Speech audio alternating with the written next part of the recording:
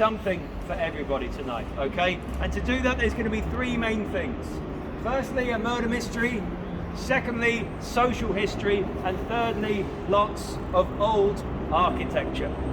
Now, let's start with the murder mystery. Can anybody here tell me how many people did Jack the Ripper kill back in 1888? Five. You got nominated to answer that. He knows. They completed 5, but there were more.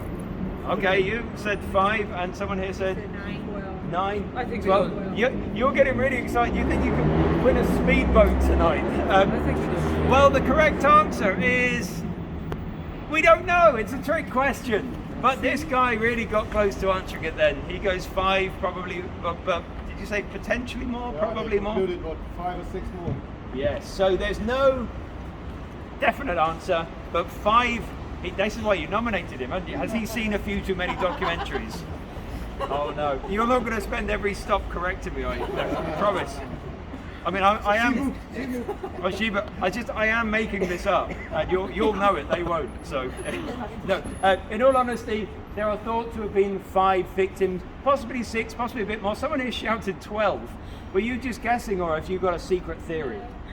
No. Oh, that would be even better if someone came and like, actually, I've actually solved this. Well, this is a point, because it's an unsolved mystery. Over 300 suspects exist to this day now that have been written about and podcasted about and documentaried about, but we don't know for certain. Case closed yet. What that means is one of you tonight on this tour might actually get inspiration to finally solve this, right? If you do, please don't forget you're on Jeremy's tour when you've got the inspiration, okay? But I promise more than a murder mystery. We're also going to look at social history, especially the lives of the victims of Jack the Ripper. We're going to look at the tough lives they lived in Whitechapel. We're also going to look at just the general vibe of the time, because it's essential to understand, to solve the murders, to understand what life was like back then. I am going to mention, by the way, my family. My mother's family have lived here for 200 years in Whitechapel. That means they were there in 1888 when these murders were taking place. However, they had nothing to do with the murders, okay? Just the social history. As far as you know. Yeah. As far as I know. That would have been first information, though. Yes, exactly, yeah. The final thing I promised was old architecture. Now, in front of you here, we have lots of new buildings, but this is not the direction we're going tonight. I've got no idea what that means. However, I will continue. You did that or something. Tell me later. So, this is not the direction we're going tonight. We're not going to be going back. We're not going to be going forward in time. We're going to be going back in time tonight. I'm taking you that way down the old streets of Whitechapel. Now, I'm going to be showing you buildings that were standing back in 1888. I'm even going to show you some streets that look almost identical to how they looked back in 1888. So my promise to all of you, a murder mystery, social history and architecture. My final question, are you ready? Yes! Splendid. Now, there are a few of you that weren't given the leaflet by my colleague Angie. I don't know why she didn't do it. I won't say anything else. I will just give you these leaflets. Now these are essential to be on the tour, because if you don't have a piece of paper saying you're on the tour, then you're stalking me. Right, fantastic. There we go. Thank you. Excellent. Now, I asked you all a question. I said, are you ready? Do we have anybody here from the United States of America? Splendid. Now, I can hear some of you then. People not from the United States of America. Whenever I ask the question, are you ready? They go, yes. But generally people from the United States of America go, yeah, I love it, it's brilliant. I don't know why you do it, but as a tour guide, it's really good for my self-esteem. So please, can anyone not from the United States just imagine you've had 5 pints of beer? People from the US, you don't need to be drunk for this. Okay, here we go. Can you just make a little space? I'm going to run that way if the air is big enough. Ladies and gentlemen, are you ready? Yeah! Fantastic, this way.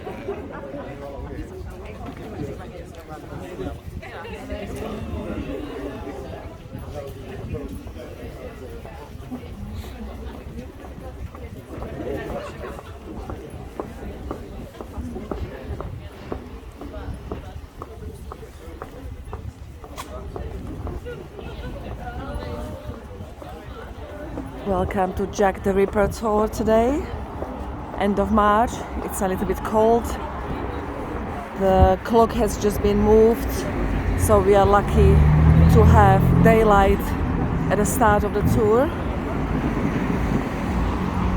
We are starting 7 p.m. Yesterday it would have been very dark already. So I'm excited to see potentially much more today than if I were here yesterday, if I was here yesterday. Let's do this. One of my lovely subscribers requested this tour. Well, he just said it would be nice if I could do this, and I jumped at the opportunity because I know nothing about Jack the Ripper, so I'm gonna change that tonight.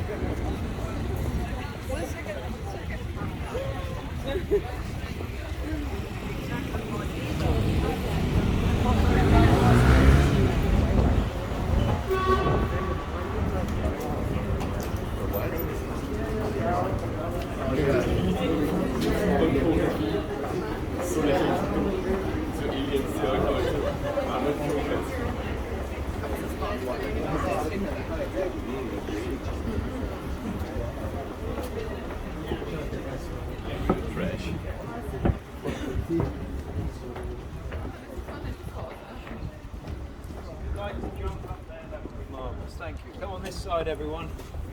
Cheers.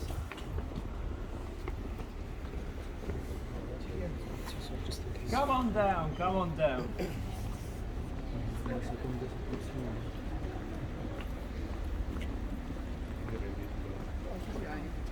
Census experience.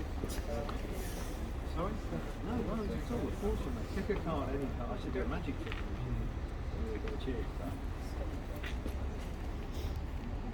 Okay, well, I promised you that we're going to be travelling back in time tonight. Now, I said there's many old things I'm going to be showing you. Beneath your feet, you've got a lot of old cobblestones here. But the building I really want to show you is this white building here. And you can see up there it says Clutterbuck's Ale House, established 1721. Now, that's the original building. What that means is that building's 301 years old. And that was already an old pub when Jack the Ripper was murdering around here in 1888. Now, what did a new building look like in the 1880s? Well, feast your eyes to the top of this building and you'll see the year 1886. And this building, well, this building was built by someone who made an error. He built this building hoping to make lots of money renting out these flats back in the 1880s. Instead, though, nobody moved in for 8 years. Nobody moved in because people from outside of Whitechapel didn't really want to move to this area, and people in Whitechapel were so poor that they wouldn't have been able to afford the rent of this place. You are stood now in Whitechapel, and Whitechapel back then was by far the poorest part of London, a place where the life expectancy was 28 years old. If you were born here, well, 1 in 3 children died before the age of 5 years old. So it weren't really the part of London you wanted to grow up. Now, poverty affected both men and women back then, but it was especially bad for women because there were many jobs they were not allowed to do. Now, the men in my family, they used to work down at the River Thames. Over there, they would offload goods from the ships. The women in my family worked cleaning houses. Now, this is a job that women were allowed to do, cleaning houses, cleaning laundry as well. Another job that was popular amongst women in Whitechapel was working in matchstick factories. Now, that work involved doing 18-hour shifts where you'd have sulfur so close to your mouth that after several years of that job, your whole mouth will have rotten. It was called phossy jaw, a condition that no one ever wanted to get. Phossy jaw. Now, with so few opportunities for women back then, many in Whitechapel had no other choice but to work as prostitutes. Now, I'm not going to use the word prostitute for this tour. You will hear it used on other tours tonight. We see other groups going around from other companies. I'm going to be using the word unfortunates. I'm going to use the word unfortunates because, well, that was the word that was used back in the 1880s, and personally, I think it's a more appropriate term. In the word, it describes just the bad luck that these women had, that they had to do that job. It was not a choice at all.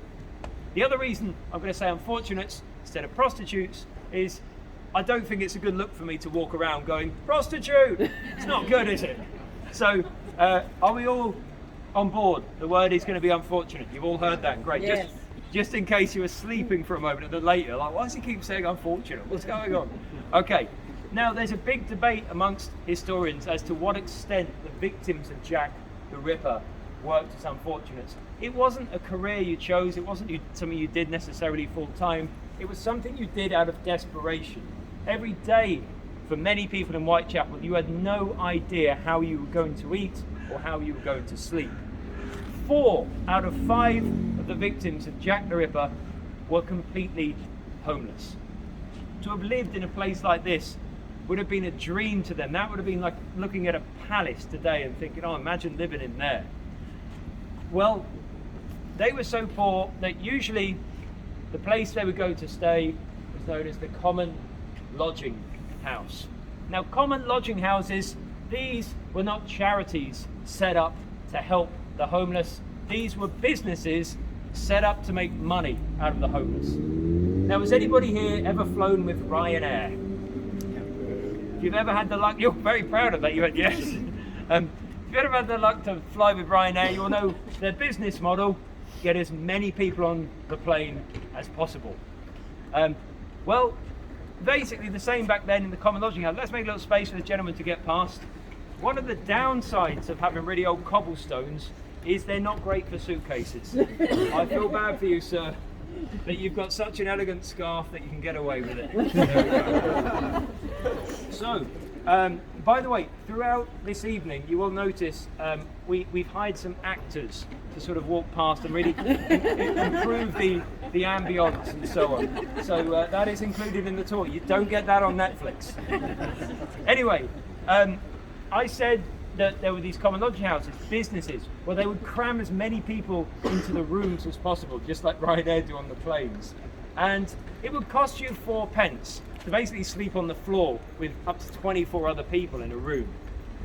4 pence, by the way, in today's money would be about £2, about $2.50 or €2.30.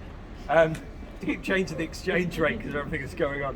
Anyway, that, by the way, 4 pence was about the same amount of money that a woman would get if they worked as an unfortunate from one client. So they just had to find one client, and that meant they could guarantee themselves somewhere to sleep. Not a great place to sleep, but shelter nonetheless. To get that money in the matchstick factory, a woman would have to work about 6 to 8 hours. Anyway, what would you do if you didn't have 4 pence? Well, you coming through? Keep coming through. I love that you've harmonised the colour of green together. That's great. Did you plan that? Yeah. Colour coordination. Anyway, what if you didn't have 4 pence? Well, did anyone hear what Ryanair was suggesting recently? Standing up on the plane? Did anyone hear about that? I don't know if Mr. O'Leary got his ideas from Whitechapel, but in Whitechapel then, you could get a standing up bed. You may be thinking, how does that work?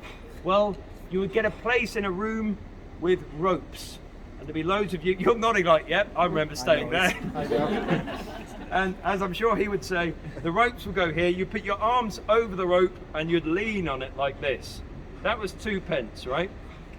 Now, some of you at this stage might not be believing what I'm saying, so I've brought a picture to show you just to prove it. Now, it was called the 2p hangover, 2p hangover. And I'll start over here, I'll work my way round to you in a moment. This is the 2p hangover.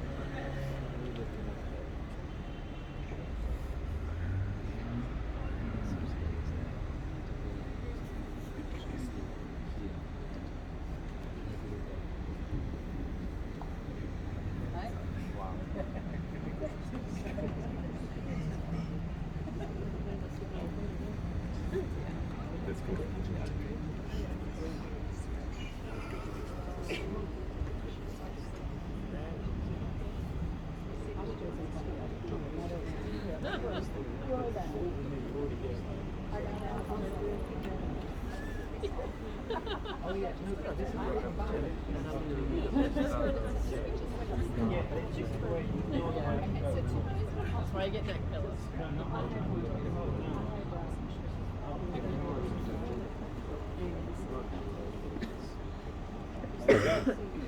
That was another actor, by the way. We just not sure what the role was. The boss didn't tell me. Anyway, listen, I hope everything I've told you and showed you and this picture really gives you an idea of just how tough life was back then for the victims of Jack the Ripper and for many in Whitechapel. But I did promise you a murder mystery, so we must begin. And the story begins on the night of August the 31st, 1888. And it begins outside a pub, this way.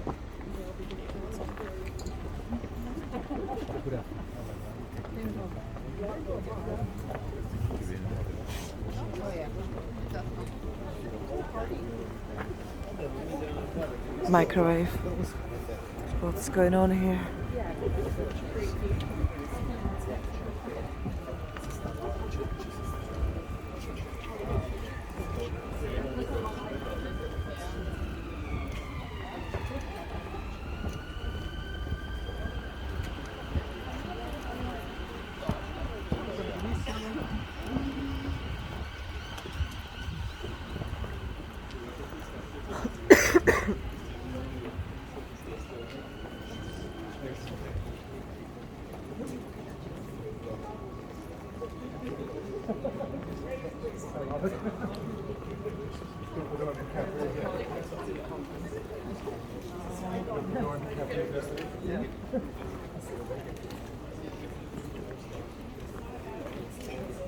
It was not nice.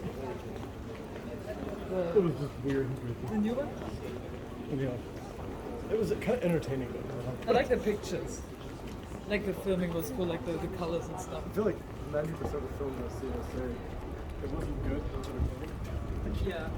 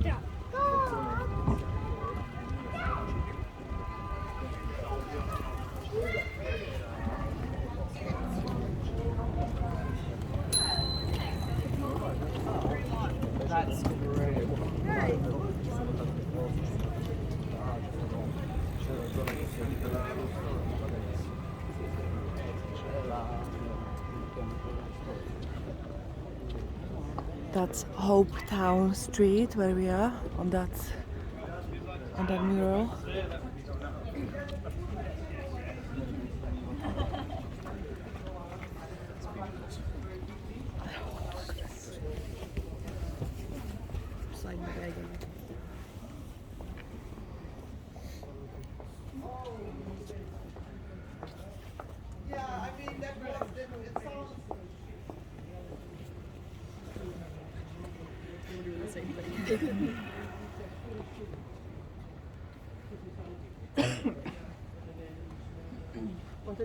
I think that's everybody.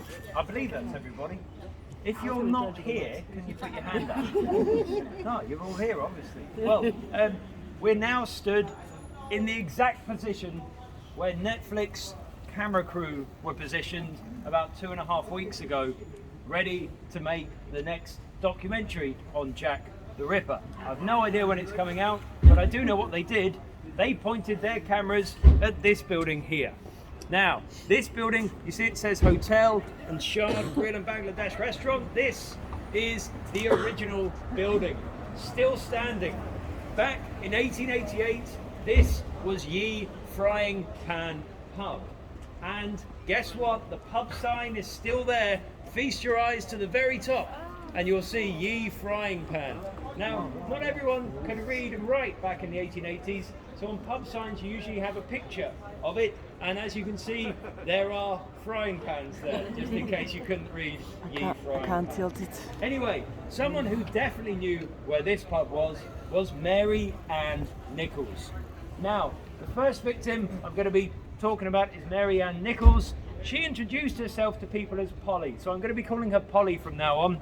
Now, Polly had lived a very tough life, but especially the last 8 years of her life. Now, she was 45 years old when she was getting drunk inside here on August the 31st.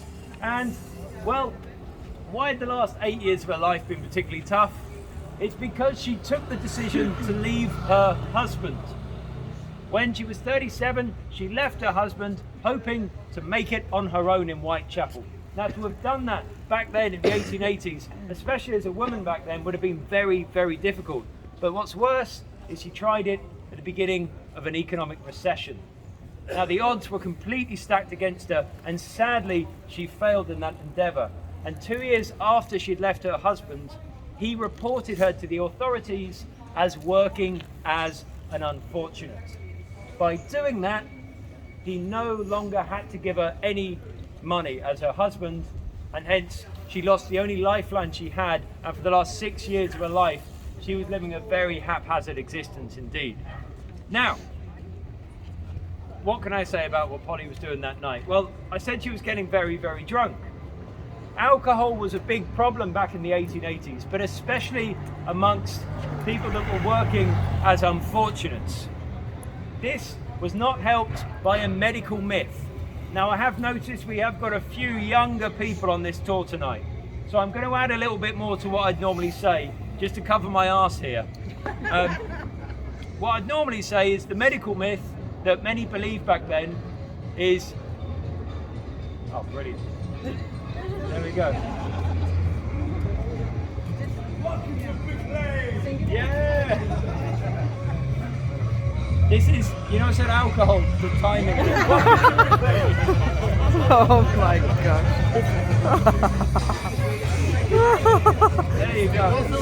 Those Definitely accents. an actor.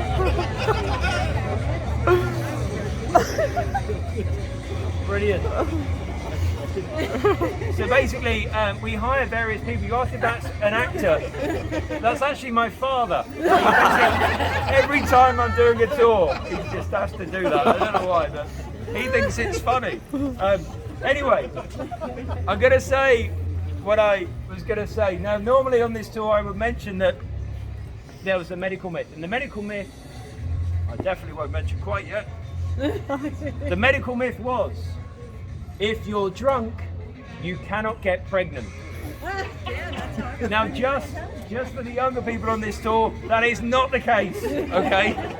Many people have been conceived when completely blottoed. So please don't, try it and then have a baby called Jeremy or something. I'm really worried about that happening. Anyway, back to our story. What it meant was many women that were working as unfortunates would use alcohol, thinking it was a contraceptive. They'd then go out and meet a client, but then that client has then given them money, and then the temptation to go back into a pub would have been enormous. Now, Polly definitely got very, very drunk that night. We know because after drinking in here, she stumbled down the lane next to it. Now, there used to be, no longer, but there used to be one of those common lodging houses along there. And she knocked at the door, and the manager asked for 4p. And it was then she realised she had spent the 4p in here. Now, 4p would have got you very, very drunk back then. So it indicates the condition that she must have been in. However, she resolutely said to the manager she was absolutely fine and that she was going to go and get that money 3 times over. What she meant was she was going to go and meet several clients. She then came back to where we are stood right now. Now, there's 2 reasons why Jack the Ripper became famous. I'm going to come on to the first one, to the second one in a moment. But the first one is based on this: that this was the last time she was seen. Where we stood here, she went down that street there, Hopetown Street, in that direction. Now, her body was discovered half a mile east of here. Well, I said we're going to look at 5 victims, yeah? We can only go to 3 of the sites where they were discovered. This one we can't. But the key thing as to why he became famous, the first is that between where we stood here and where that body was discovered, half a mile east of here, nobody saw or heard a thing. Not of her, nor of the killer. The second reason he was so famous is because of what he did to the body. Now, murder was not uncommon back then, right? But what he did was, cover your ears now if you really don't like disgusting things, because it's going to get disgusting. You have been warned. Okay, his main method to kill his victims was to strangle them and then to slit their throats.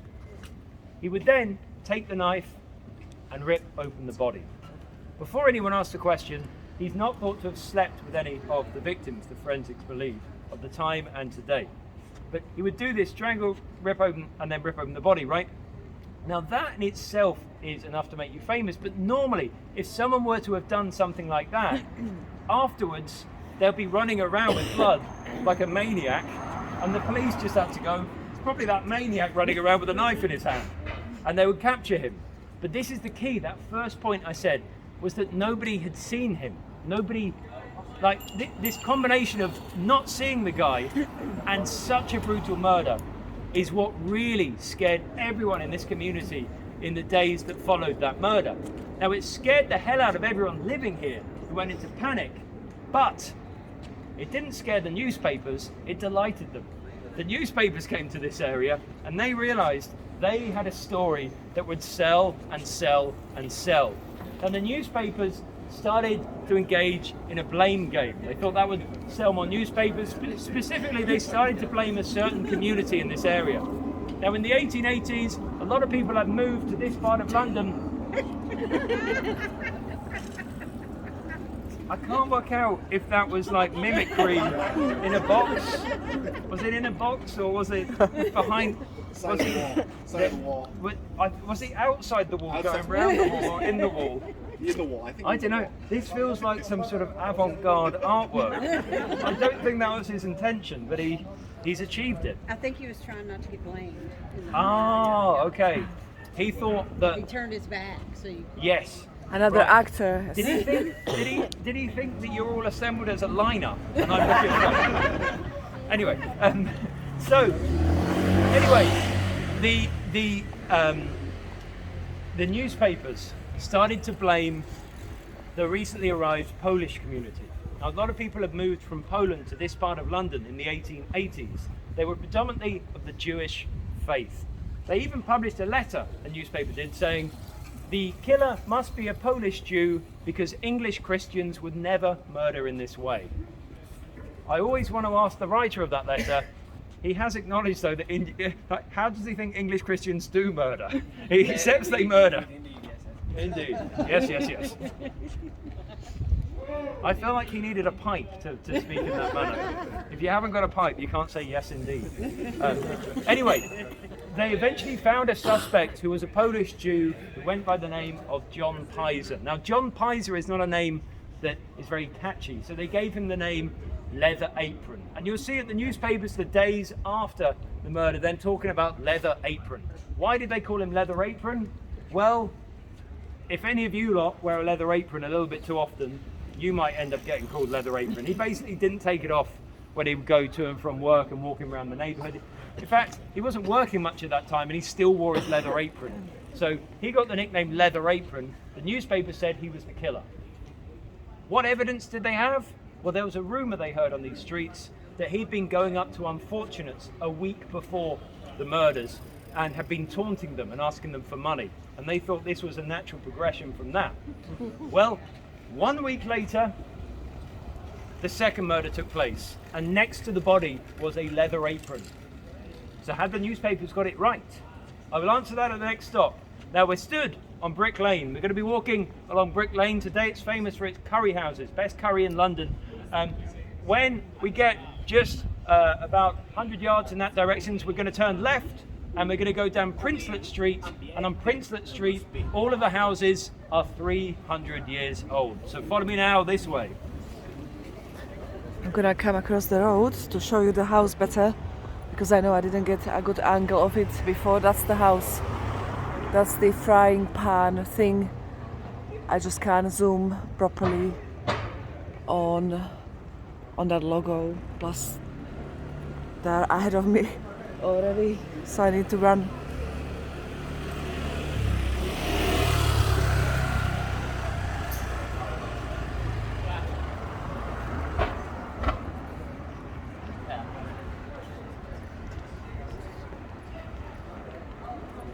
It's getting dark. I don't know what you can see soon in a few minutes. I'm getting a little bit worried about it. But this is the famous Brick Lane area with the curry houses, as you heard him say.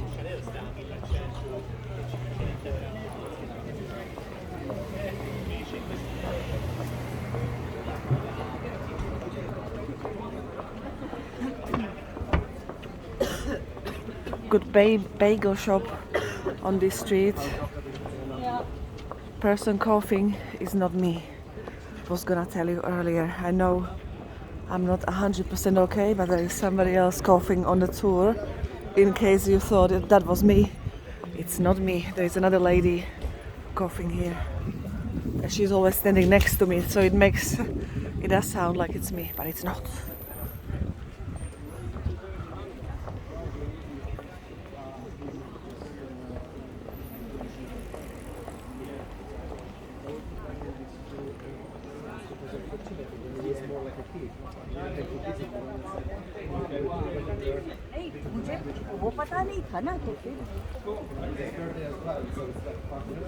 We are half an hour in the tour. We've got 1 hour and a half to go, so it's gonna be dark for sure, unfortunately.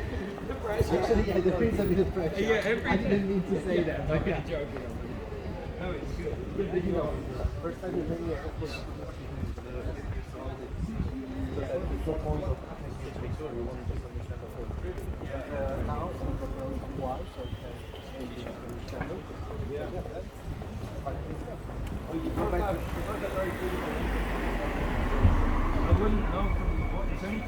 There are 30 people on this tour, 30, and the tour is sold out almost every day. I tried to go on Friday, so today's Sunday, both days completely full. When I tried to book, I squeezed on this one, so it's popular. This is the Princelet Street he mentioned.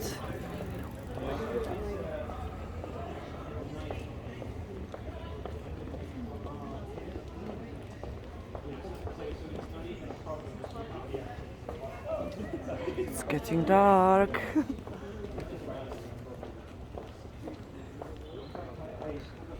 I'm loving the tour. I'm very happy with the tour guide. I did notice he's moving a lot from side to side.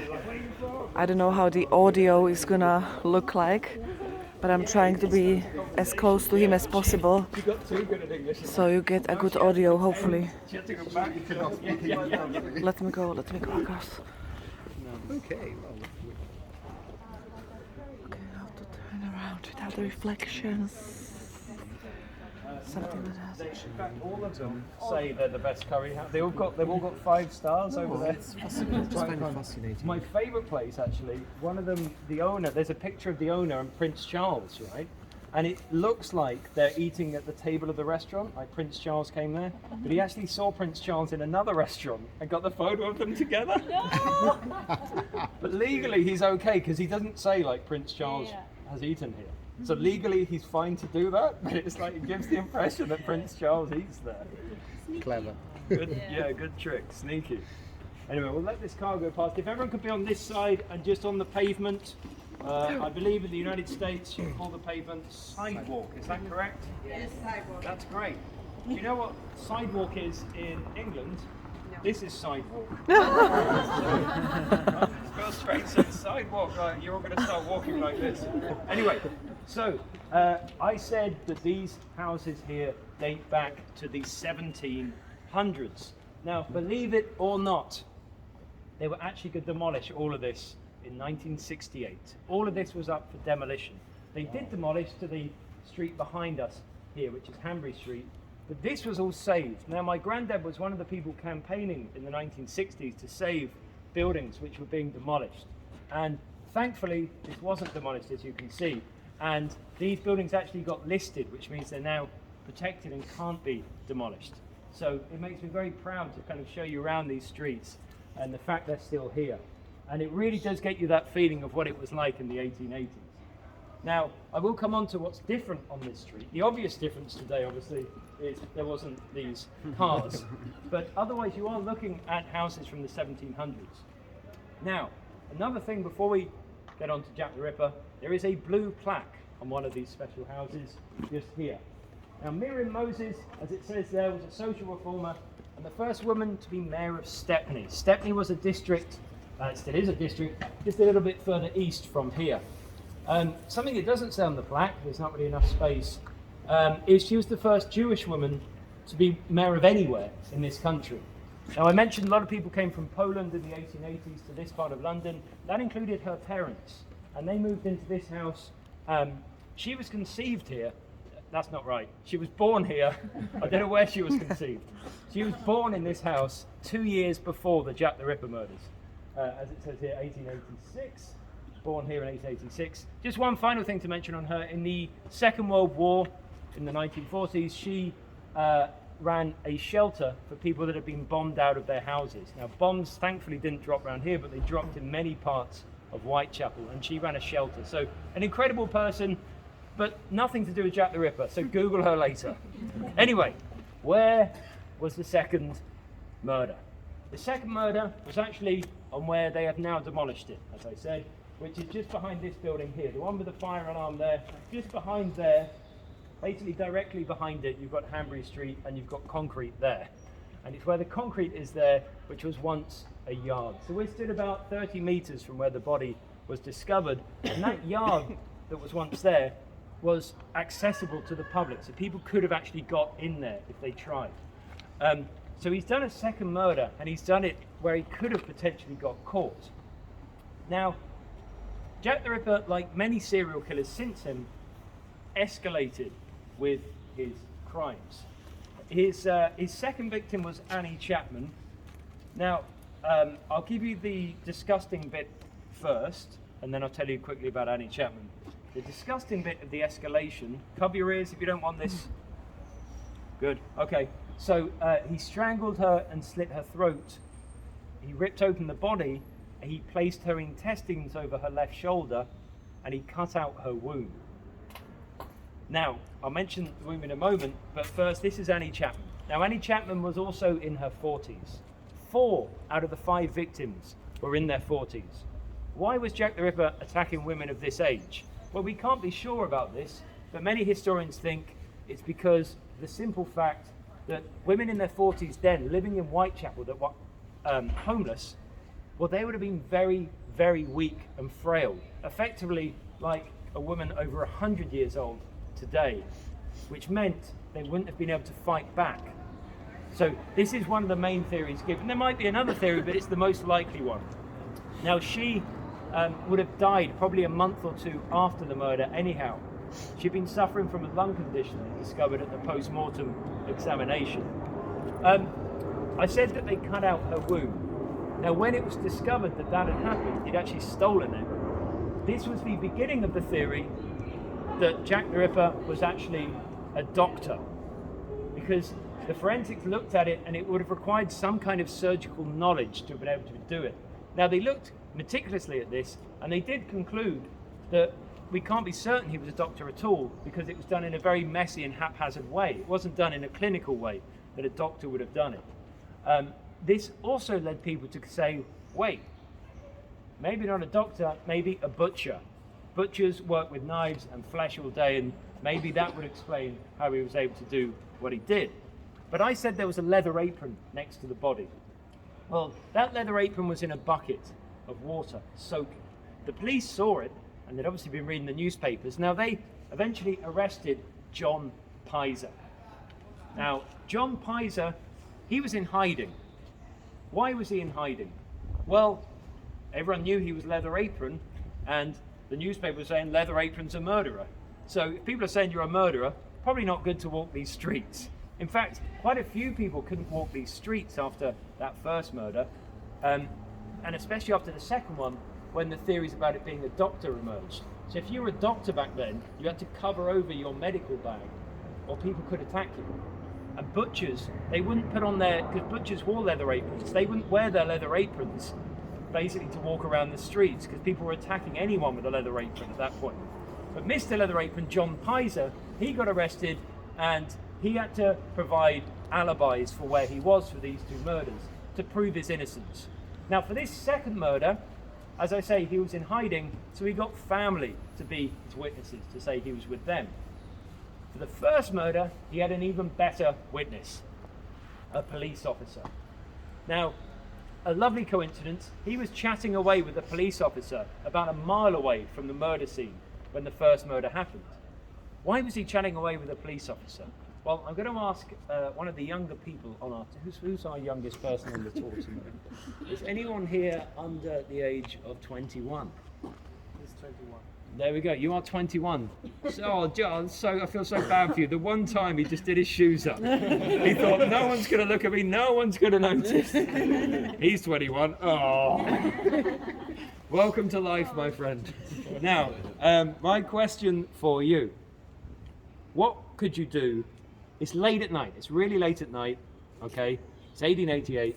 You haven't got a Netflix account. What could you do? What would you do? Drink. Now you've got no money and the pubs close at 11, so you're not sleep. You can't sleep. You're bored. Yeah, we're getting there. Walking around. Well done, sir. Now, what you do, you walk around. You leave the house. It's free to walk around, and that's what John Pizer did on the night of the first murder. And this is how he ended up meeting a police officer, because he went for a walk, and then he did. Well, he's like, great, I can do my shoelace again. Well, what I should have done is got us walking, and then he'd have to fall over. We could turn you into Mr. Bean, man. That would be... Anyway, he went for that walk, and he did what many people did back then in London, right? He went to watch a fire. Now, I used the Netflix analogy because today you can binge watch Netflix. Back then, you could binge watch fires. Why? Well, basically, London back then, most of the buildings were powered by candles and fires, and there were basically flames all over London of some kind, which meant somewhere in London each night there was a fire. We think there's 5 million people living in the city. There's factories with flammable material and basically no health and safety. Something caught fire somewhere each day, each night. So you just go for a walk and ask if anyone had seen a fire. And he did that, and that night of that first murder was a huge fire down at the docks where I said the men in my family used to work. So hundreds of people gathered down there watching this fire, and they'd watch it just like you'd binge watch Netflix, like I say, but you'd watch it in a crowd. There'd be a crowd of people, And whenever you've got a crowd of people, you always got police officers to monitor the crowd. And Mr. Leather Apron, John Pizer, he got talking with the police officer, and they were chatting away for a very long time. He didn't realize this, but that conversation with the police officer is what proved his innocence. As for the leather apron next to the body, that actually just belonged to someone further down the street that used to sometimes use that yard to wash and soak and dry their leather aprons. So the killer was not Mr. Leather Apron. The police tell the newspapers this. Do the newspapers then put a front page saying, sorry everyone, we lied, it's definitely not Mr. Leather Apron, please leave him alone. They didn't do that, so Mr. Leather Apron had to spend the entire autumn in hiding still. Now you may feel bad for the guy, but he was a clever guy, and he got lawyers to his house and started filing lawsuits at the newspapers, and at least one newspaper gave him a lot of money for what they caused. So, well, maybe it was worth it. Anyway, why was it so hard to capture Jack the Ripper? Why had 2 murders happened and the police had not caught him? Well, I'm going to answer that question at the next stop. We're going to do the next stop further down this street, so we can all cross over to this side and then wander along. Thank you.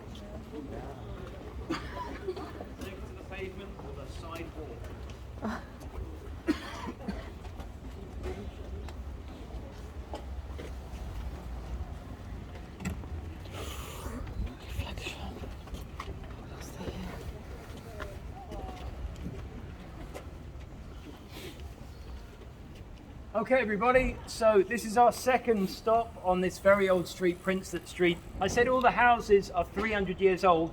One of them isn't. That there is not. That's from the 1930s. Everything else, 1700s, okay?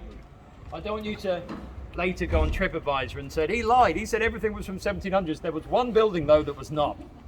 Absolute nonsense, this tour guide. Anyway, so that one is not. But talking of old buildings, and the building that looks most like the buildings looked in the 1880s is this one here. Now, you may be looking at that thinking, how come that one looks really rotten and decrepit and grubby, and all the other ones are nicely painted?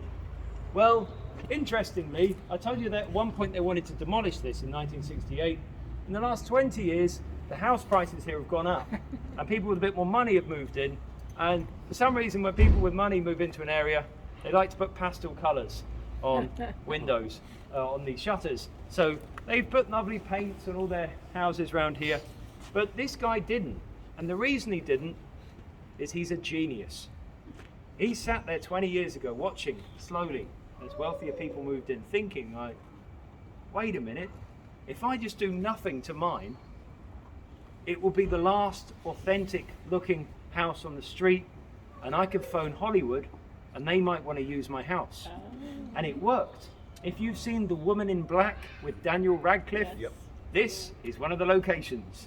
In fact, it's the location for many Hollywood films and many photo shoots, many different things it's used for. And the genius of this guy is it cost him absolutely 0 pence. So, smart guy. If any of you have parts of your houses, your flats, or just DIY that you haven't done for a while, leave it. Hollywood might come. Anyway, it does give you an idea of these streets. And the main reason the police didn't capture this guy, they concluded, was he was probably a local. Now the police, after the second murder, after that second one, they were under so much pressure from the public. And the police realized, look, we're trying to capture him late at night, but he's probably a local, because only a local would know how to duck and dive and get around these streets. And probably the better way to get him is in the daytime by going around these streets and asking for information. So instead of capturing him when he's there, when he's very good and agile, capture him when he's not there by asking people, because someone must have known something. Everyone knew each other's business on these streets, right?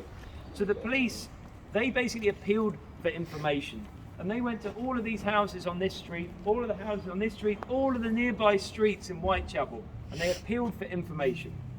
Now, this is probably my favourite part of the story, because logically, it makes sense, right? You appeal for information, the more information you get, the more likely you are to capture him, right? And to do it, they put this, police notice to the occupier. So if you have police notice to the occupier, it was put on the door here, it was put on the door there, it was put on the door everywhere. If you had that, that meant the police would take anything you told them seriously. So it's a very logical, clever idea. But the police just didn't envisage something about human nature. Do any of you not like your neighbours? I think you know where this might be heading, right?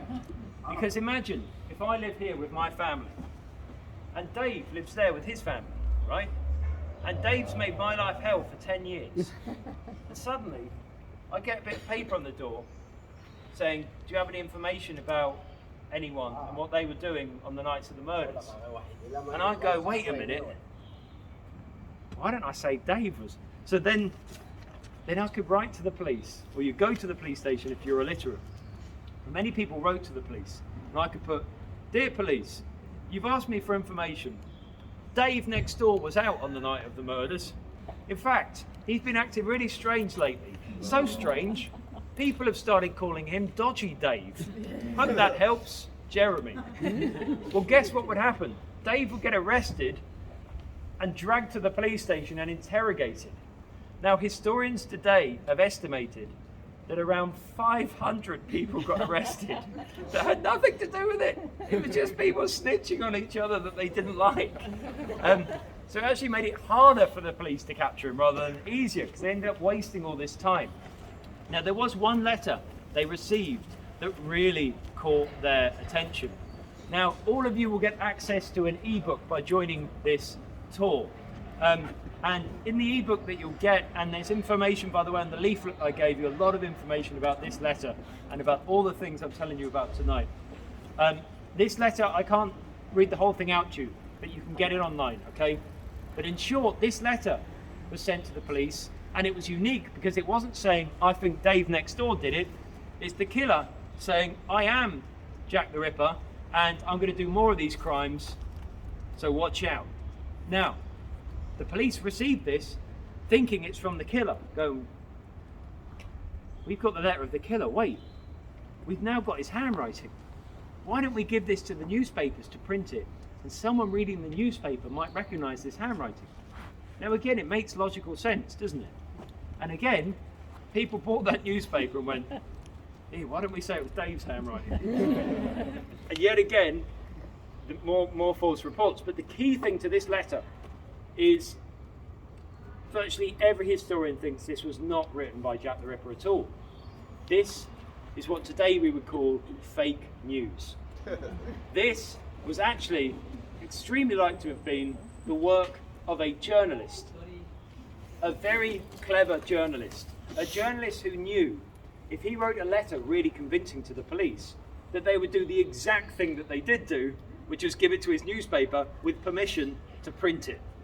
So, his newspaper that day sold millions. It's one of the best days of newspaper history in this country, and I would have bought that. If there was a newspaper with a letter, yeah, I'm buying that, definitely. But it's this letter that is the reason why every single one of you has heard of the name which you booked this tour under, a Jack the Ripper tour, right? Until this letter was received by the newspapers, he was not called Jack the Ripper at all.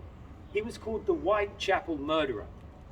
But then suddenly, the police received this, they printed in the newspapers, and everyone suddenly reads the ending, yours truly, Jack the Ripper. Don't mind me giving the trade name.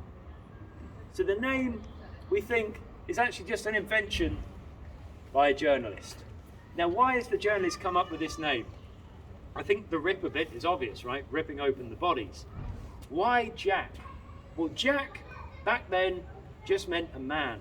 And we still say today in English, a jack of all trades, a jack in a box, a Jack the lad. But that means at the time of 10 to 8, for about 50 minutes now we've been doing this tour, I've made a huge assumption that Jack the Ripper was a man. But could Jack the Ripper have been a woman? I'll answer that at the next stop. This way.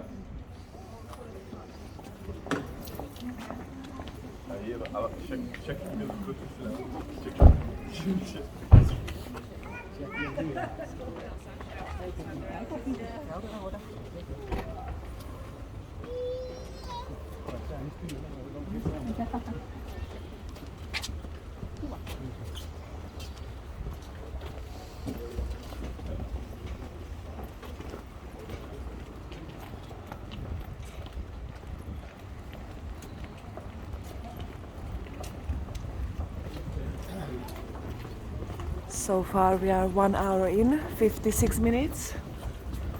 Another 1 hour to go. It's getting pretty dark. Let me zoom out a little bit. Oh yeah.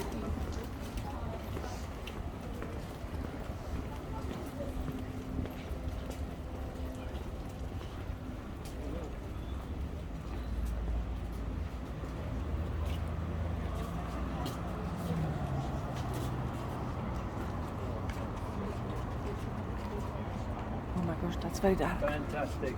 Just want to do just a few steps this way. We'll leave that doorway open just for the residents to get in and out. Thank you very much. Cheers. We're now stood on a very, very historic lane. Another lane, another set of buildings that was up for demolition in 1968. Thankfully it survived. And it's the last remaining lane we have here that, well, there's no traffic flowing through. And there used to be more lanes like this in Whitechapel. And on each of these lanes, you would have had a police officer at night. So then they could monitor everyone coming in and out. And this is crucial in the theory as to whether or not it was a woman. Well, is anyone a fan of Sherlock Holmes? You, quite a few, definitely you.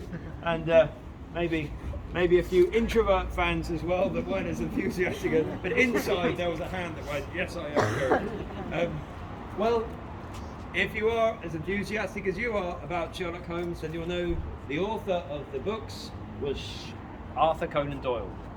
Arthur Conan Doyle wrote the Sherlock Holmes books, and the first Sherlock Holmes book came out 1 year before the Jack the Ripper murders. The second book came out the same year, 1888. So by then he was getting some fame as the writer of Sherlock Holmes. And who do you go to when you've got an unsolved murder mystery? Well, Sherlock Holmes is fictitious, but his creator is not. So you can ask Arthur Conan Doyle. And he was asked the question, "Sir, who do you think is Jack the Ripper?" And he answered, "Why are we assuming it's Jack and not Jill?" And his theory came down to lanes like this, because back in the 1880s, the vast majority of people in Whitechapel were not born in hospitals. They were born inside these houses. And as I'm sure every one of you is aware, births take place at any time of day or night. So these murders were taking place at sort of 3 in the morning, 2 in the morning, 4 in the morning, and so on. Births were also taking place. And he said, look, police are stood on lanes like this. There'll be a police officer monitoring who's going past late at night. And who are the people often going past at that time? Midwives. Midwives coming to help with the birth of these children. So midwives and nurses were scuttling around these streets, and the nature of childbirth meant they would often even have blood on them. So police officers that worked late at night were so used to seeing women with blood on them walking past them that Arthur Conan Doyle said, this is why they didn't see the guy, because it was a woman going past. He did add, though, it could have been a man dressed up as a woman, a man dressed up as a midwife. But he said either way, it's either a woman dressed up as a midwife or a man dressed up as a midwife, and the police, that's why they haven't seen it. They're just used to these women coming in and out that didn't think a thing of it, even with the blood on them. Now, could the theory stand that it's a woman? Well, there is one suspect who's often treated with a lot of credibility as being Jill the Ripper, and this is a woman called Mary Piercy. This is Mary Piercy. Now, Mary Piercy definitely was a murderer, but 2 years later. So, in 1890, she was convicted of a double murder. I'm going to give you the backstory now. Cover your ears if you don't want to hear this. So, in 1890, she was in an open relationship with a married man. Now, she waited for the married man's wife to give birth to a baby, and then she invited the married man's wife and baby round to her house and killed both of them. She smashed the skull of the wife against her fireplace and suffocated the baby. She then tried to dispose of the bodies, and it was then that the police caught her. Now, she was convicted of that murder and double murder, and what happened back then if you were convicted of murder? The death penalty. Exactly so. She was hanged. And it was only after they hanged her that they went, wait, why didn't we ask her any questions about Jack the Ripper? But it was too late. They'd killed her. So we don't have interrogations of her, interviews with her. The evidence that it's her, apart from the midwife theory, is some sort of psychological theories. I don't buy them at all, but there are psychological theories linked with the womb missing and the killing of the baby, that maybe she couldn't have children. I don't buy it at all, but I thought I'd mention that there are suspects that are treated seriously that are actually women, and I've assumed it's Jack. But I would tell you, from my opinion, it's extremely unlikely that it was a woman. It was extremely unlikely that this was a woman for two main reasons. The first reason is an important statistic. Now, I'm going to give you an important statistic. I messed up this statistic about 3 weeks ago. I said it wrong, and it meant something completely different, and I'm really worried about getting it wrong again. So just give me a moment to catch my breath. Statistically, during the last 150 years in this country, statistically, 10% of serial killers are women. I got it right. The other week, I'd said statistically 10% of women are serial killers. I'm really worried about, please don't edit the video so it says, who is this guy? What's he saying? Anyway, that statistic has been the same, for more or less the same, for 150 years in this country. 10% of serial killers are women. And of that 10%, the method is usually poisoning. This violent ripping with a knife is not really seen at all. So it's already statistically very unlikely that it was a woman. But the other reason it was so unlikely to be a woman is the motive. Because even if, I mean, as I said, there's plenty of women serial killers in this country in history, but the motive has changed over the last 150 years. This is what has changed. The motive in the 1880s for basically every woman serial killer was money. Back in the 1880s, the women that were serial killers were usually nurses and caregivers, and they'd be caring for wealthy patients. And they would basically get the rich patients. That's a little siren we add just to give you that. It's kind of like, oh, something bad. Anyway, they would get the rich patient to write their name into the will, and then they'd poison them straight away. As soon as legally it was secure, poison them to get the most money. And then they'd move on to the next client, and the next client, and the next client. So the women serial killers would often kill sort of 3, 4, 5, 6 patients and inherit the money. Now, that's mainly the only motive we can find in the 1880s for women to be doing multiple murders. And I think I emphasized enough on the very first stop of this talk just how poor the victims of Jack the Ripper were. How 4 out of 5 of them were homeless. And that meant the only thing they owned on this whole planet were the clothes they were wearing that day, and maybe a hat on their head, and nothing else. So it would have been the most ridiculous thing ever to have murdered those women to try and get any kind of financial gain. So based on the statistic of the 10% and based on the poisoning being the main method and based on the motive, then I would say it's extremely unlikely that Jack the Ripper was a woman. But I'm not naive. I have seen Killing Eve. I am aware there are women serial killers and their methods could have been so clever that that's why we never caught them. For the rest of this tour, I will call him Jack the Ripper though, okay? But if you do go on to solve it and it was a woman, please, it was on Jeremy's tour that you got. Anyway, let's get moving. I'm going to call him Jack, and at the next stop, we're going to look at a very important pub. This way.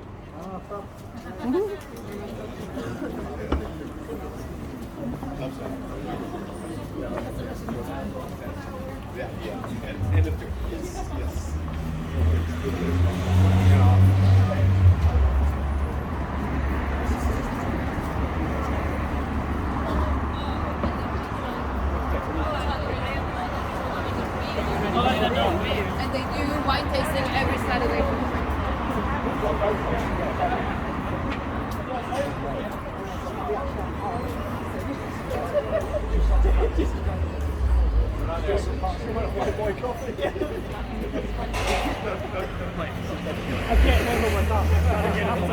So many tours going on around. I've seen there was another lady on the same street. This is another tour. So busy. Maybe I'll swap the tours. Maybe I'll do a ghost tour.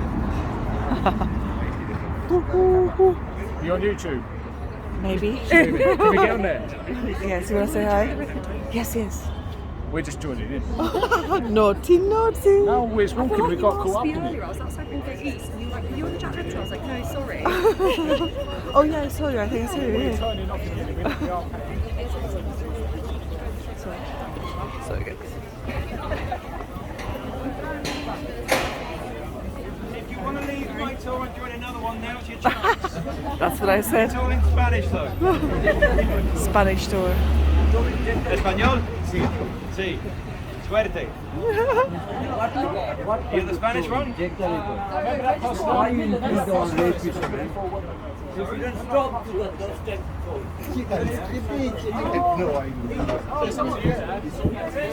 Because we're doing a tour about All right. Yes. All right.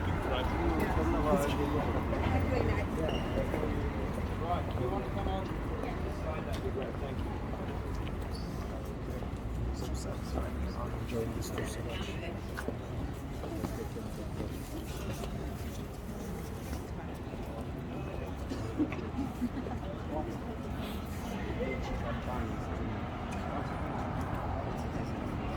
So I said I was going to show you a very important pub.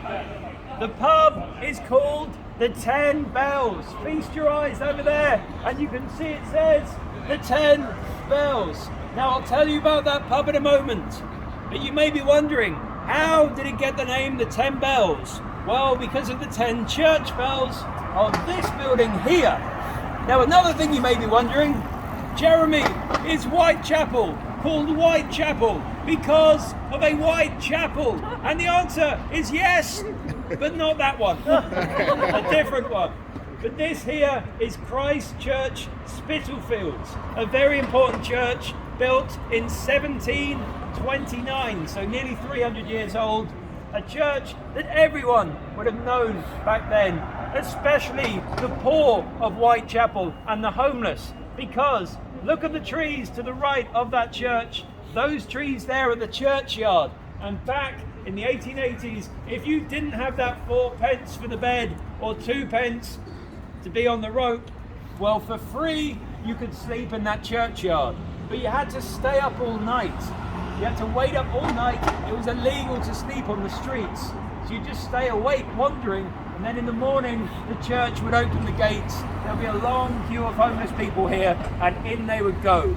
So it's extremely likely that the 4 victims of Jack the Ripper that were homeless would have had to have slept in that park at some point. Anyway, back to the pub, the 10 Bells pub. So this pub is where 2 of the victims of Jack the Ripper used to drink. quite possibly all 5 victims of Jack the Ripper have had a drink in there at some point. In fact, maybe even the killer himself used to drink there, and that's how he knew them all.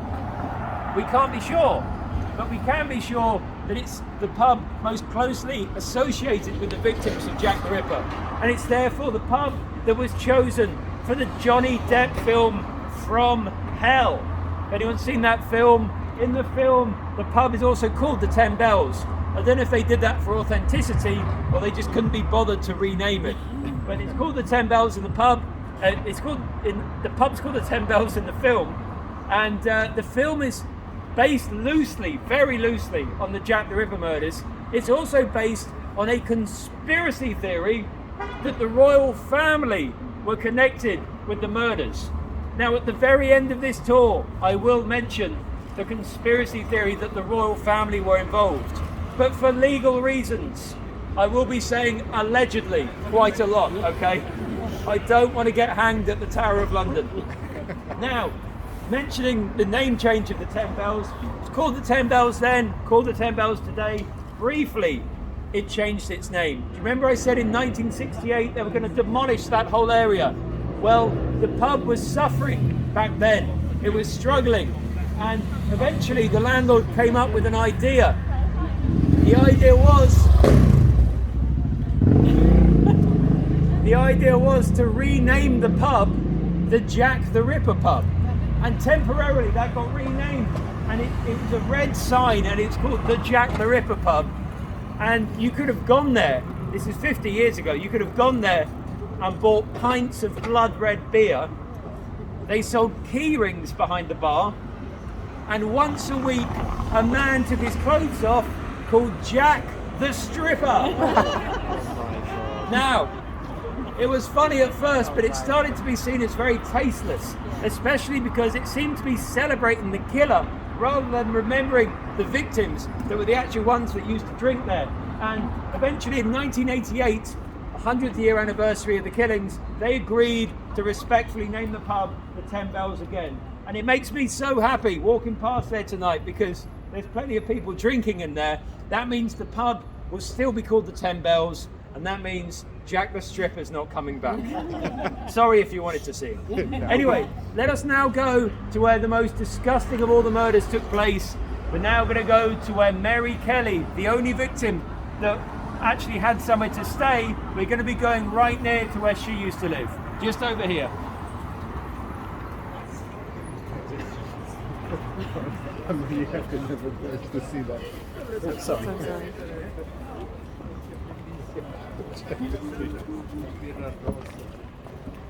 Però certo così la si cerca veramente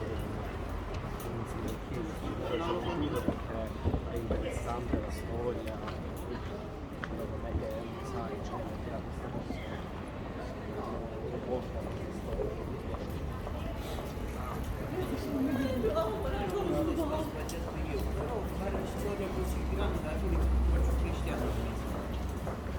io sono straniero, però è gente che ha ammazzato 2 o 3 persone.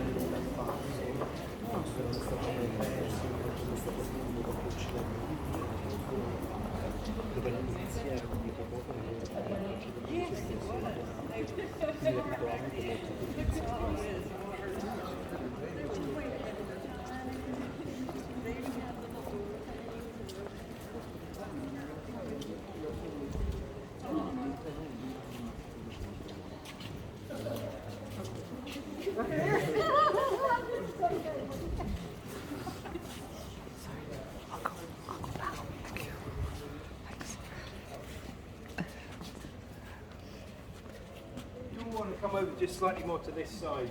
Very good, thanks very much. Saves me. Yeah, it's probably good exercise though, isn't it? They do that in the gym. Yeah, okay. That would be an amazing tour, wouldn't it? Like just got an owl head rotating. Anyway, what was this? Jack the Ripper? I can't think of owls now.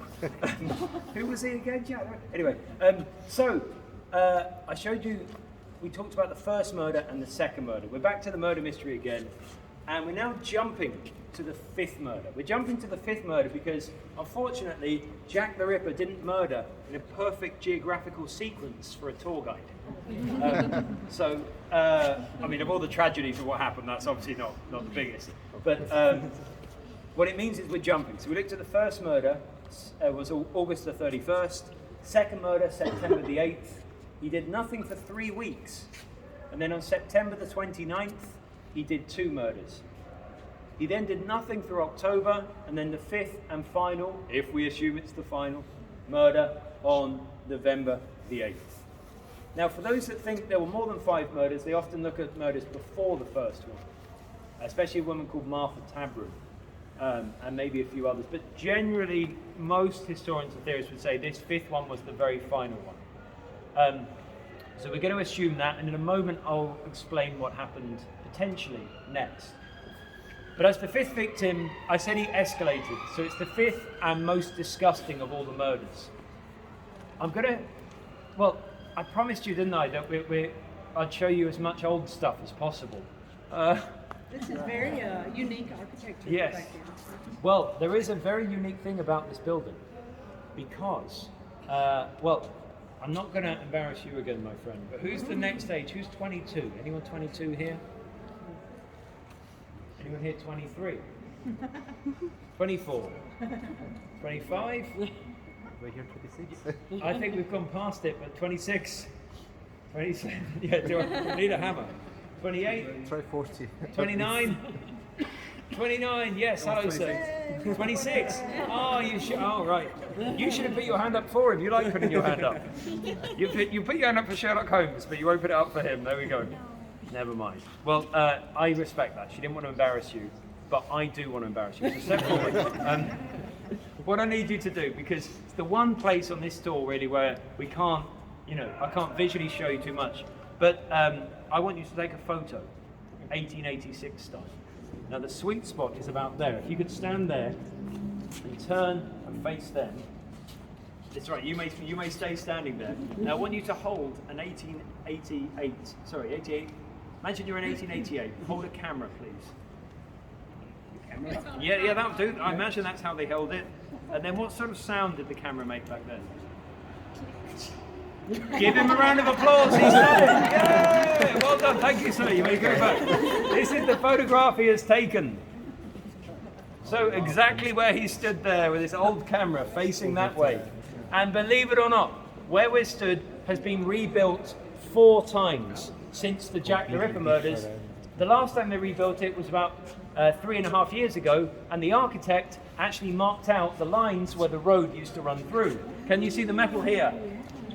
So these metal lines here mark out where the road used to run through. You may be wondering why there are 3 lines. Well, he marked out the 2 different widths that it's been in history. And it was the wider line when this picture was taken, but they actually shortened the road after the Second World War to here. And so they got the 2 different widths. But what that means is from where you are, sir, and all the people behind you, you're where the houses were, and all of us here are stood in the middle of the road, okay?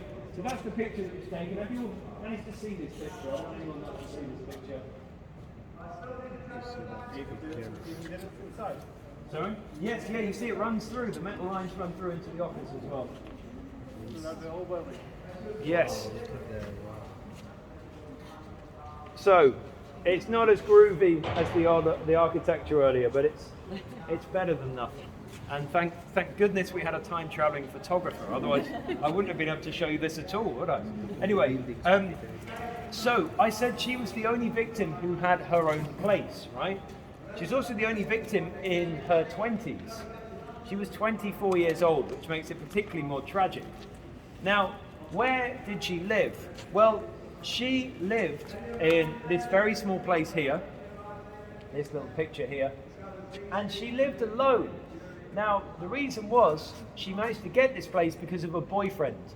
She was dating a guy, and the 2 of them, well, he had enough money to pay lots of rent up front, but they separated. They stayed friends, and he said she could continue living here until the rent ran out. Okay, where exactly was this? Well, a colleague of mine, Philip Hutchinson, he's published a book on all the locations of all the things to do with Jack the Ripper. Spent many, many years working on that book.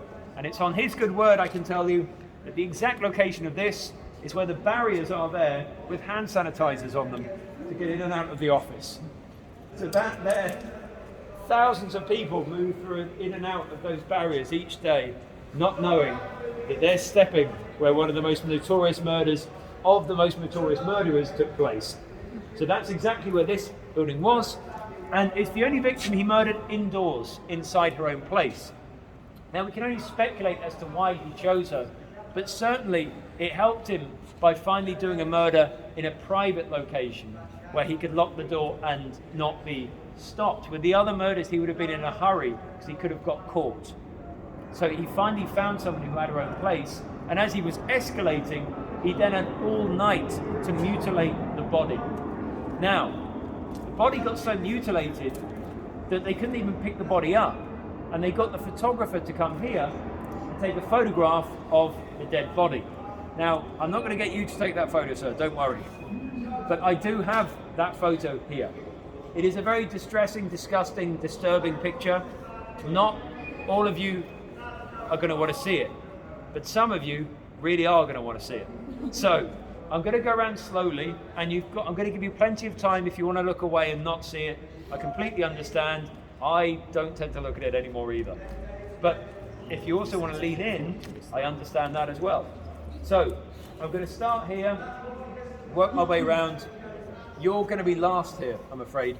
You get to see their reactions. So here we go. You get to see the reaction.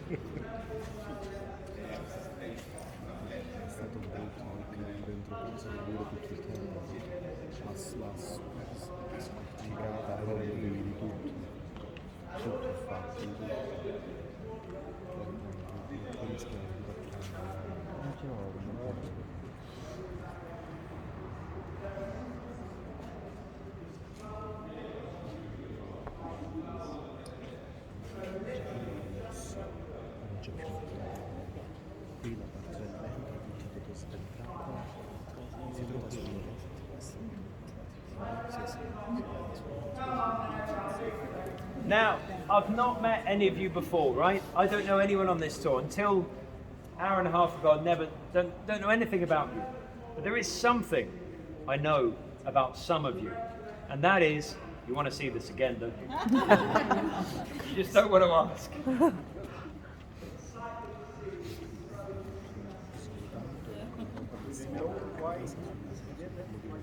Good question. This gentleman has asked the question, do they know why he did it like this?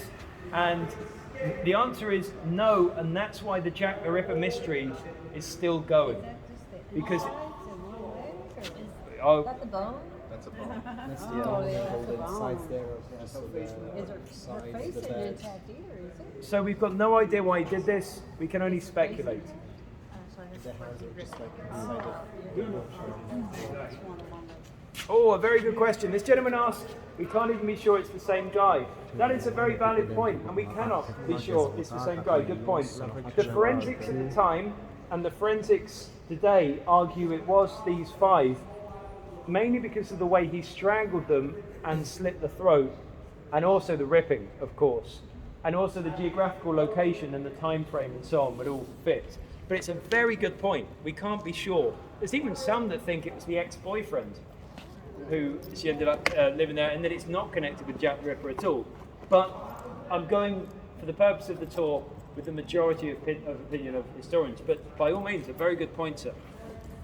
I'm going to put this away now. I don't like getting this image out at all, but I do quite like the reaction. You know, I said at the beginning of the tour that for some reason people from the United States, they make me feel good when I begin a tour. They go, yeah! And I'm like, oh yeah, okay, let's go.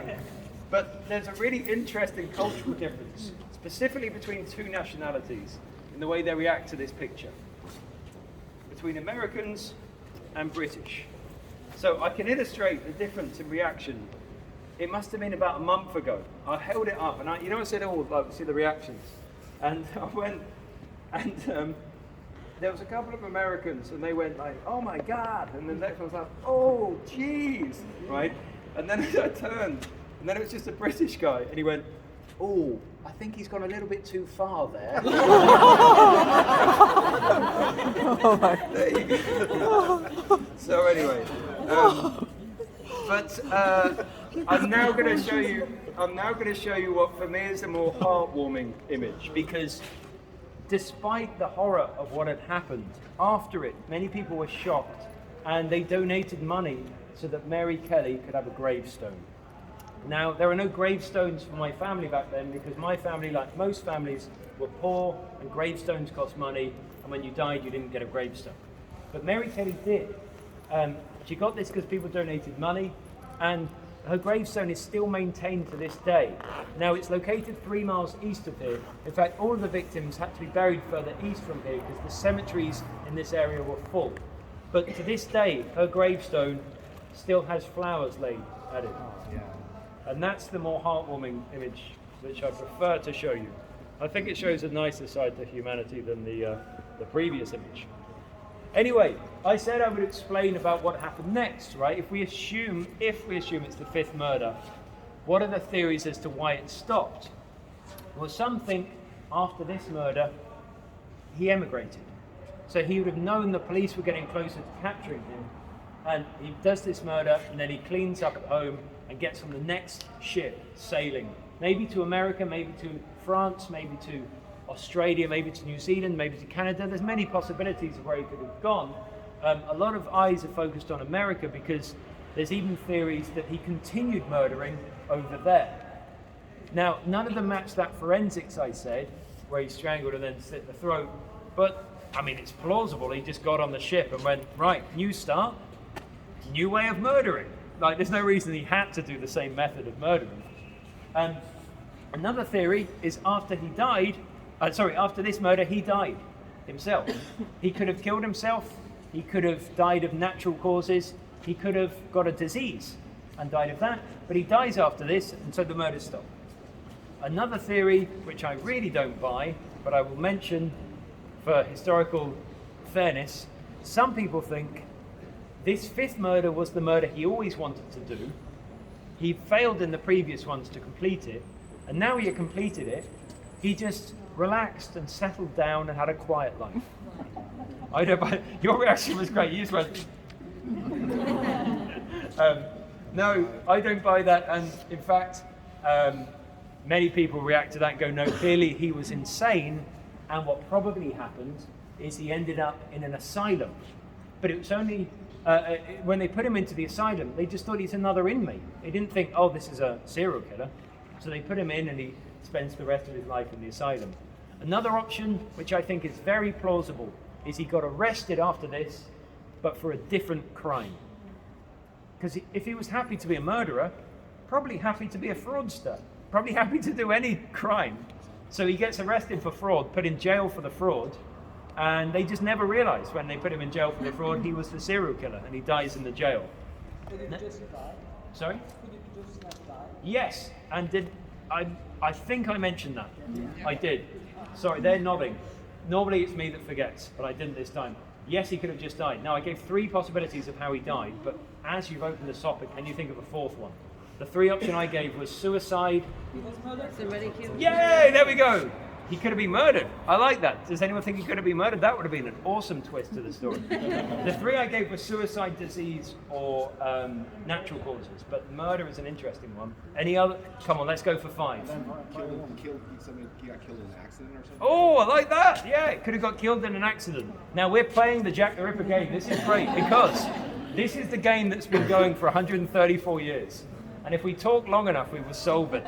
But people have tried for 134 years. In fact, all of these options, the fact you mentioned that, the fact you mentioned that, what people often do when they think of like that, if they're a researcher, they then go and check the records. So you're thinking of like, could he have been killed? Well, researchers have then gone and looked at like all the records of people killed then. You're one about accidents. Researchers have gone through all the accidents that have happened. The other 3 I mentioned, suicide and natural causes and disease, people have looked at all the death records back then of those. People have looked at all the records of emigration. People have looked at all the records of the jails. People have looked at all the records of the asylums. Millions of hours have been spent on this. And that's why we've got over 300 suspects. Now, Some of you may have seen or heard of a documentary or a book where they say they've solved it now, finally. I don't know if anyone's sort of come, sometimes, yeah, you're nodding, right? The reason is, it's really hard to sell a book if you're like, well, maybe, but not sure. You've got to commit to it, right? It's your USP, your selling point. It's really hard to get a documentary published if you're like, yeah, I want to make a documentary about just this vague theory. I want to make a documentary where we've definitely solved it. I've just found new evidence. Great, let's make the documentary. So the documentaries that are watched and they're popularized and the books that sell, they always commit to it. But that's not to say they're always wrong. Now, they can't all be right, because they're, even like your point, there could have been more than one killer, is true, but there wasn't 300 killers.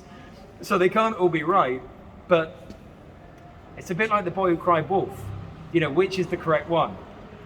We still don't know. But, well, do you want to hear my theory? Yeah. My theory, I won't give you a name, but I'll give you a profile. I don't have a name. I work all day at Tower Bridge saying, welcome, come in. Yes, this way. Welcome, come in. Yeah, just on the left. And then I do this in the evening, and between that, I eat and sleep. So I don't have time to go to the records, to go through all the records that I want to go through. But if any of you have got some spare time, go through these records, because this is my theory. My theory is that the biggest clue we have is this image here. This image was for Dr. Jekyll and Mr. Hyde. Dr. Jekyll and Mr. Hyde, a book and play. It was performed as a play in 1888. That same year in the West End of London, in the theatres, this was the official image. I think they were quite good at photoshopping then. It's not bad, is it? And the theme of Dr. Jekyll and Mr. Hyde is a wealthy doctor with a dark side. Now, the writer who came up with this idea, I think he was ahead of the game in society, because society in 1888 was very prejudiced. It was assumed that someone that would do this crazy ripping or whatever had to be what they would have called a lowlife, or someone from basically the lowest of society, the poorest, with no morality whatsoever. But they would never have thought that someone respectable, well-spoken, seemingly civilized, well-dressed, educated, could ever have done something like this. But the writer of Dr. Jekyll and Mr. Hyde knew different. He knew what we now know as common sense, that there are people out there, psychopaths, who have dark sides deep inside them. And in the Dr. Jekyll and Mr. Hyde, that's the Mr. Hyde part of him, deep inside. And I think that's basically what the killer was. And I think that's the reason he wasn't caught, because they weren't looking for someone like that. As I said, they thought he was local. I think he lived just outside of Whitechapel, so he would have been able to walk the streets and know them, but he didn't live amongst the poor of Whitechapel at all. I think actually he lived in a detached house on his own. Now, I think he lived in a detached house on his own, because if he lived in a detached house on his own, he could come home afterwards and no one would see him or suspect anything. If he was poor from Whitechapel, there's 15 other people in the house, and the whole street as well that could have seen him. Whereas I think he could snuck to a wealthier area and basically no one had detected a thing. The other reason I think he lived alone is we know today as common sense as well, which they didn't really know back then as well, that if you take someone who's clearly insane and a psychopath, right, and you get them to live on their own for many years, they get worse and worse and worse. So, you know, if there'd been people around, they could have monitored him a bit, but there was no one monitoring him, and he just deteriorated in his insanity. Now, I think I have a theory. I don't know if that helps any of you, but if you do run with that theory and solve this, please, no, I'm not going to say it again, but it was Jeremy's tour. Anyway, that's my theory. You may have many other theories. Now, at the very end of this tour, when we finish everything, I always stay behind at the end. Any questions you've got, any theories you want to share, any recommendations, whatever, I will always stay at the end till the last person has left, okay?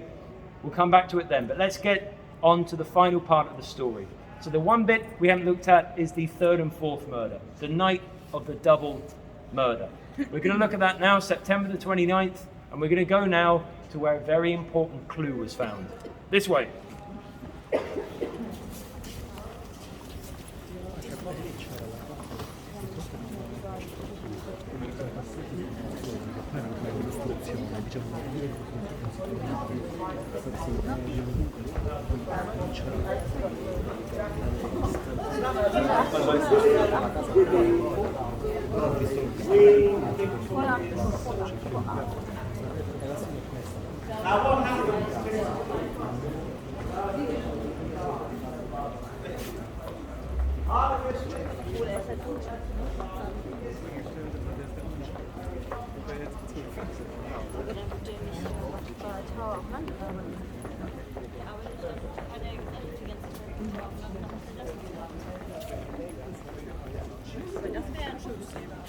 Oder?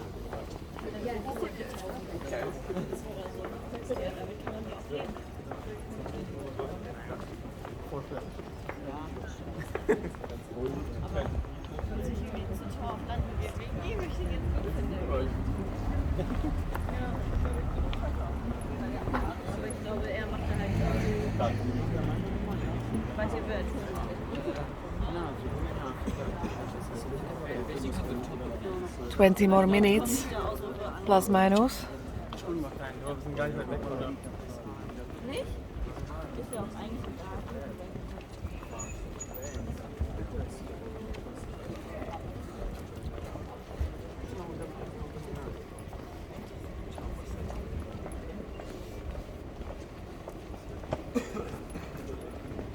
Ich frage mich gleich mal, ob er auch dann noch seine Arbeit nicht hier Dinge macht.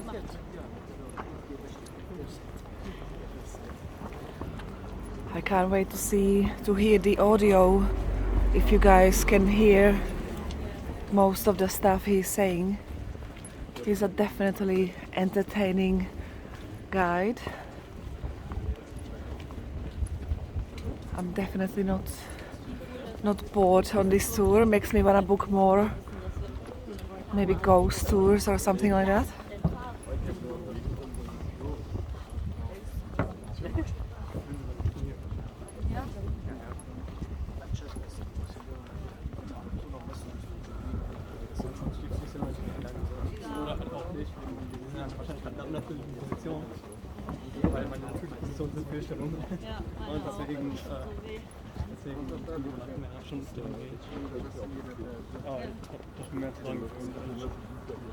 An den Schmerz?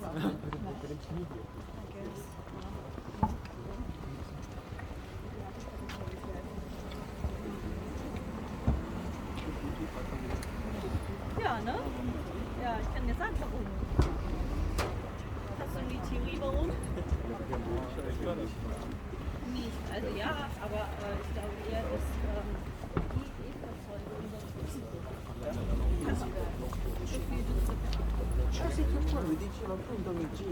I may take another tour like this, one of the free tours where you tip the guide at the end, so somebody else would give the tour. I took the original one this time. This is the original Jack the Ripper tour, but maybe a month later I could go. Maybe these are the free tours here on my right. Bunch of people there, and you just basically show up and tip the person. Oh no, this is his colleague. This could be one of them.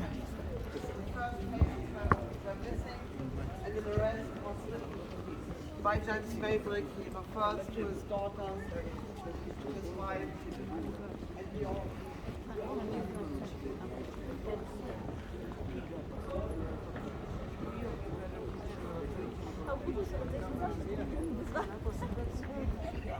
Locker. Beide. Ja.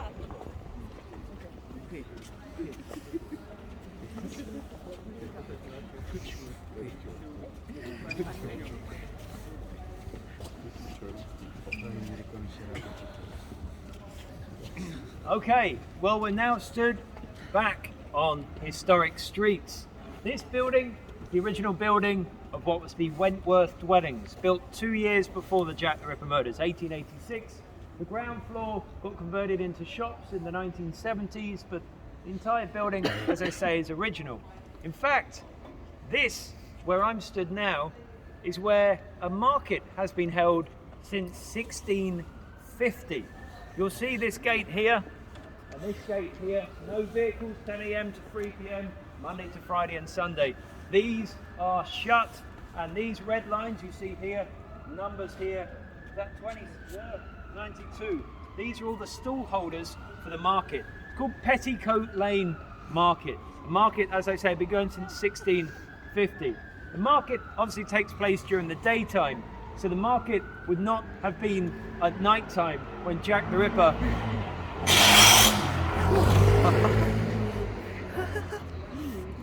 Another actor. Yeah. I'm not sure what that one's meant to achieve. Anyway, basically the market wouldn't have been held at night time, obviously, so at 3 in the morning and so on, when these murders took place, he would have been roaming these streets. The building would have been here, but no market stalls. Now, I said an important clue was discovered where we are right now. I'm going to tell you about that in a moment, but first I need to set the scene. 2 murders take place on September the 29th, the last night that we're going to be exploring. The first of those murders, we can't go to where they happened. The second, we can. Now, the first murder was of Elizabeth Stride. That happened about a quarter of a mile south of here. Now, Elizabeth Stride was murdered down a one-way... Please don't put on TripAdvisor that we hired someone to cough in a really disgusting way. The first murder was of Elizabeth Stride. It happened down a one-way lane. Now, a man was travelling down a one-way lane, and basically his horse wouldn't go any further. And he whipped his horse, and the horse still wouldn't go any further, so he lit a match and shone it to the ground. And on the ground, he realised why the horse wasn't going any further. The body of Elizabeth Stride was blocking the way. Now, Elizabeth Stride is the only victim of Jack the Ripper whose body was not ripped open. Forensics believe it was him by the way that her throat was strangled and slit, but he didn't rip open the body, almost definitely because this guy on the horse and cart had interrupted him. So he was about to do that, and then the horse and cart comes around the corner and he stops, and he realises it's best to escape and murder someone else. So 45 minutes later, he strikes again, and he murders Catherine Eddowes. And we're going to finish this tour where Catherine Eddowes was murdered. He does rip open her body, he disfigures her face, and he steals her kidney. He then flees, and he flees to exactly where I'm going to run to now. Hold that. Thank you very much. Where is he going? Bye-bye. Cool. Where I just did that is where a piece of cloth was discovered that night. That piece of cloth that was picked up there matched with the apron of the second victim, Catherine Eddos. And what most historians think is that he did that second murder that night, he's covered in blood, so he thinks, well, if I'm going to flee, I'll rip off a piece of her apron and wipe my hands as I'm leaving.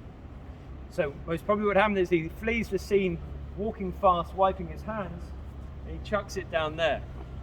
Now today, if that happened today, well, what would we search for on that cloth? DNA! Yeah, unfortunately, in 1888, DNA were just 3 letters of the alphabet. Didn't mean anything to them. So they didn't DNA test it because they didn't know what that was. Fingerprints weren't being used in this way for forensics yet either. So no DNA or fingerprint testing. So the police threw it away. Now, it was useful for them, but for a different reason. And that is that he had left a trail. Now, do you remember I said they were thinking he's probably local? Well, that second murder that night took place just outside of Whitechapel. And this indicated he's fled back into Whitechapel. Now, the police thought that confirmed their theory that he was local. Personally, I think he could have chucked it there and then got back out of Whitechapel again. He was in a crazy state. But it is plausible that it could indicate that he lived in Whitechapel. In fact, there is a suspect called Aaron Kosminski, a Polish barber, and he lived 3 streets behind here. And this cloth is one of the key bits of evidence that's often used against him. The other bit of evidence, of course, is the fact he attacked his sister not long after the 5th murder, and he was put into an asylum afterwards. But that could be used to indicate him. One final thing to mention about the wall there, just above where the cloth was, well, there was some graffiti that the police saw that night, chalked into the wall. And it said the words, "The Jews are not the men to be blamed for nothing."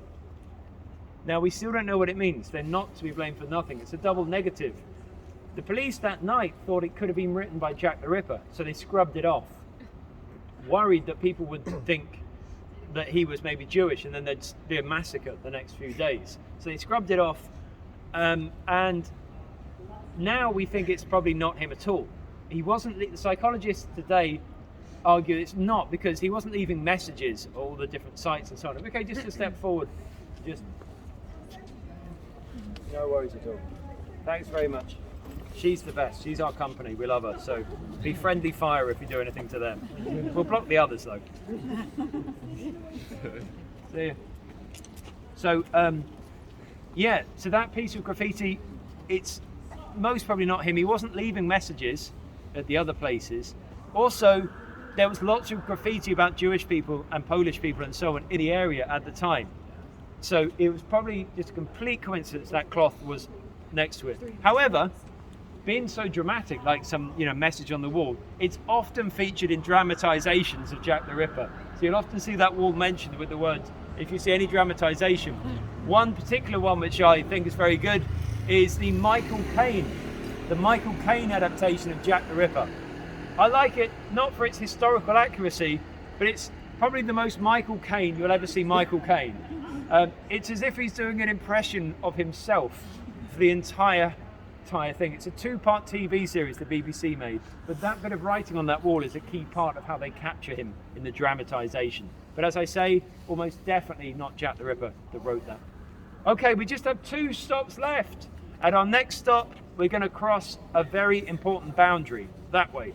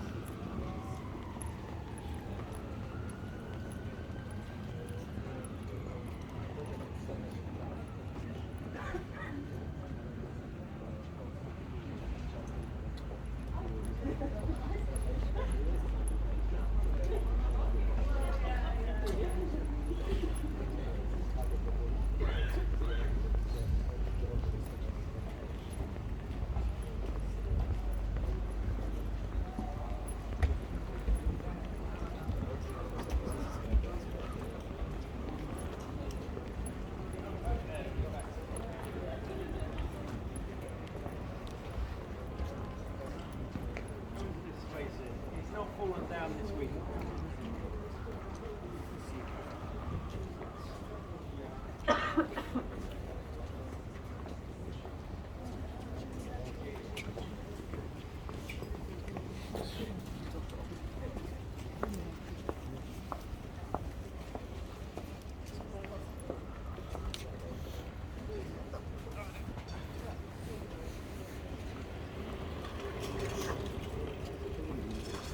Okay, ladies and gentlemen, well, every single one of you has just crossed a boundary. That boundary is here. If I stand here, I'm still in Whitechapel, but you're all in the City of London. If I step up here, I'm joining you now. So this is the boundary of the district. Oh, you've just left the district. Look at that. Well, the reason this boundary is so important is because there are 2 different police forces, then and today. So if I commit a crime here, the Metropolitan Police of London will come and arrest me. But if I commit a crime here, the City of London Police will come and arrest me. Now, ever since I was very young, I really wanted to commit a crime like this, just to see who would come and arrest me. But thankfully, my father talked me out of it, so I don't have a criminal record. Anyway, this is important because he crossed this boundary that night. And all the other murders took place in Whitechapel, where the Metropolitan Police were investigating it. But that one murder took place this side in the City of London. And how's this for a coincidence? These two police forces in 1888 had fallen out with each other and would not share information. So it's another reason why he wasn't caught. Anyway, now we're going to get going to our final stop. Can I say it's been a pleasure showing you around on this, as I say, nice warm evening with this bonus hour of time that we've just got with the clocks moving. It's been a pleasure, and I've got to say I will stay behind till the last person leaves, of course. But after that, you have really got to stop following me, okay? Thank you. This way.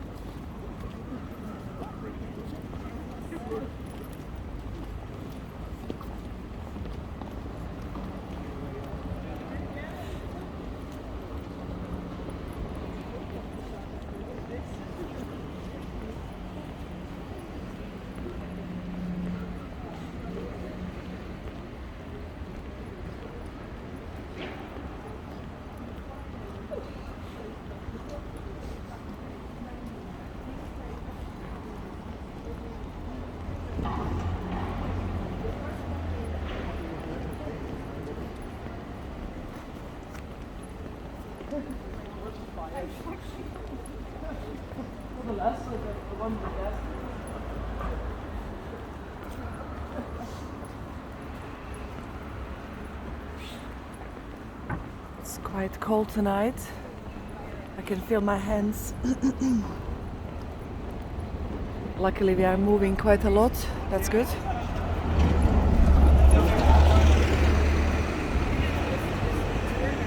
But yeah, 2 hours went by very fast. Never a dull moment, that's for sure.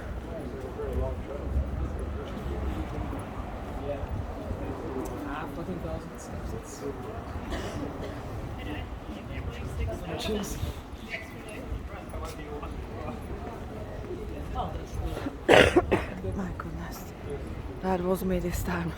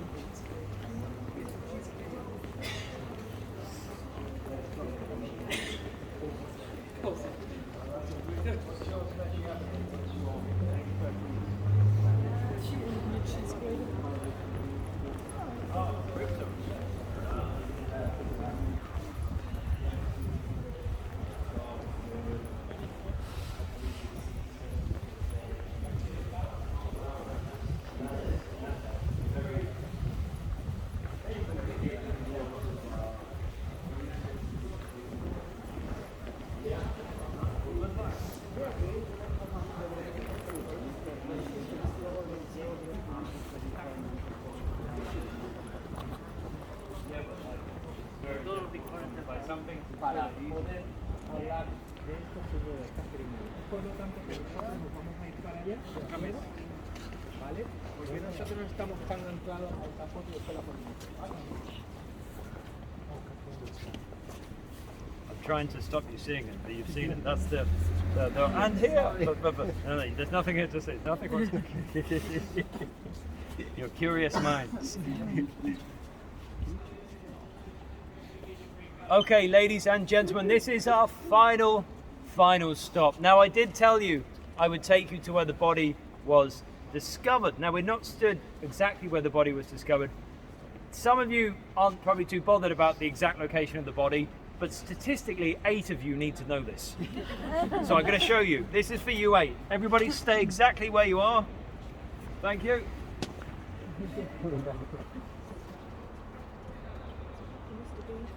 Here.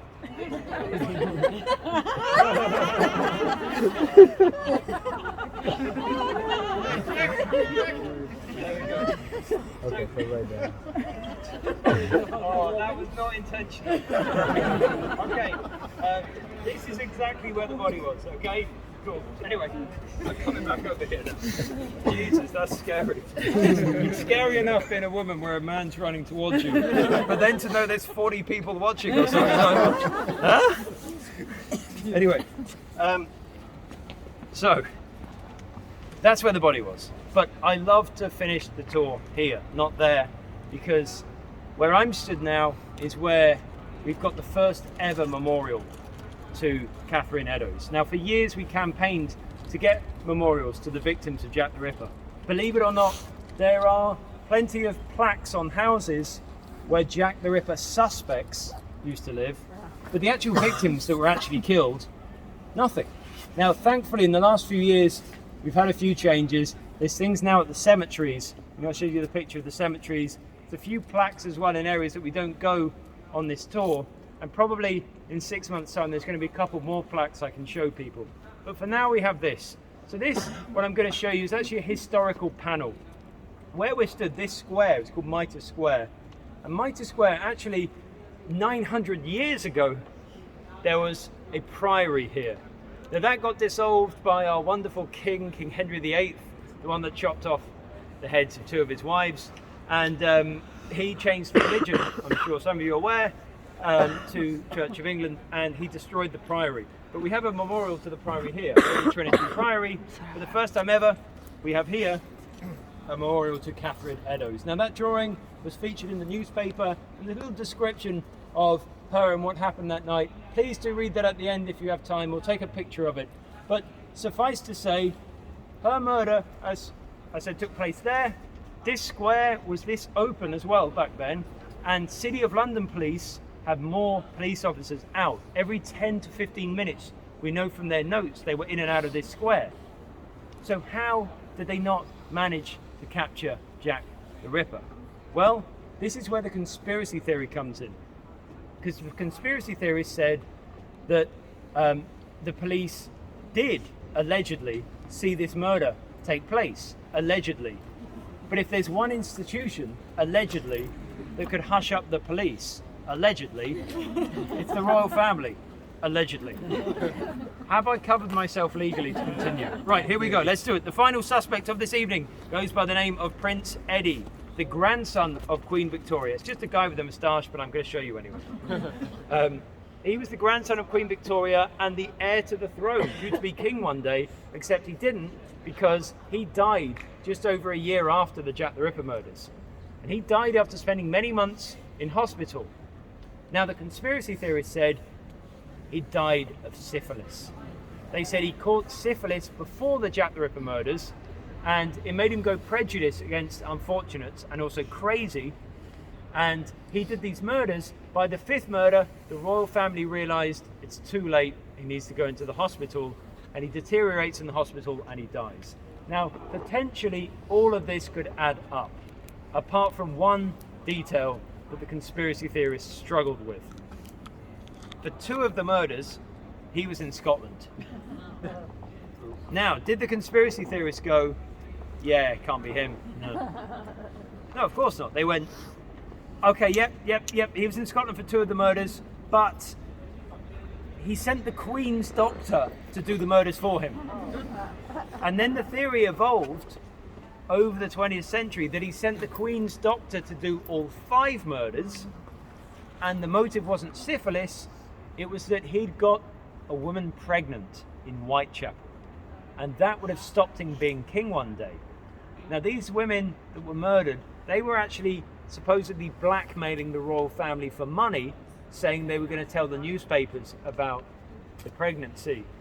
And he thought to scare them all and to solve it, he would kill them, but he'd get the Queen's doctor to do it because that would confuse everyone. But you can't confuse a conspiracy theorist. They are resolute on this, and they've solved it. So case closed.